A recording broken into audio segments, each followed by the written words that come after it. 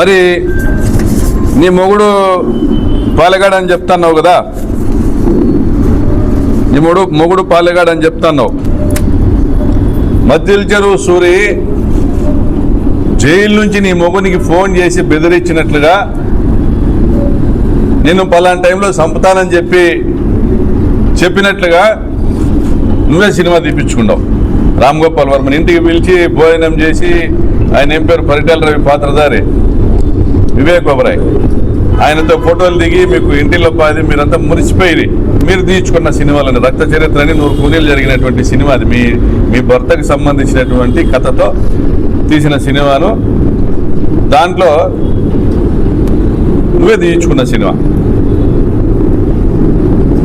Suri phone చేసి బెదిరించి చంపినాడని బయట నిజ జీవితంలో చూస్తే పరిటాల రవి చనిపోయేదానికి నెల ముందో కొన్ని రోజుల ముందో మద్దిల చెరువు సూరి నన్ను చంపాలని కుట్ర చేసినాడు, నన్ను చంపుతాడు ఖచ్చితంగా అని కూడా మాట్లాడినాడు. మరి ఎవరు మగవాడు? ఇవన్నీ అయిపోయినాయి. తర్వాత కాలం మారింది, పరిస్థితులు నీకు అనుకూలంగా లేవు.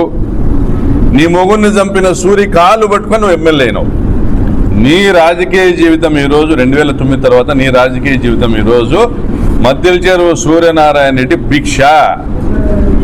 మద్దిల చెరువు సూరి కాళ్ళు పట్టుకొని నువ్వు ఎమ్మెల్యే అయినావు. నీ బంధువుల్ని పంపిలే మద్దిల చెరువు సూర్యనారాయణ రెడ్డి దగ్గరికి 2009 ఎన్నికలకు ముందు.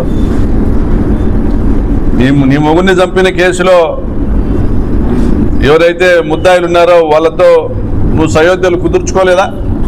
మద్దిల చెరువు సూరి తన శిష్యుడు చీమల శివలింగ మద్దిల చెరువు సర్పంచును మీ దగ్గరికి పంపలేదా? నీ తమ్ముడు బాలాజీ అతనికి 5 లక్షల డబ్బులు ఇచ్చి ఇండిపెండెంట్గా పోటీ చేయలేదా? మద్దిల చెరువు సూరి శిష్యుడు బానును మీరు ఉపయోగించుకోలేదా? మద్దిల చెరువు సూర్యనారాయణ రెడ్డి అనేవాడు లేకపోతే 2009లో నువ్వు ఎమ్మెల్యే కాదు. ఇది నీ చరిత్ర, నీ అసలు చరిత్ర.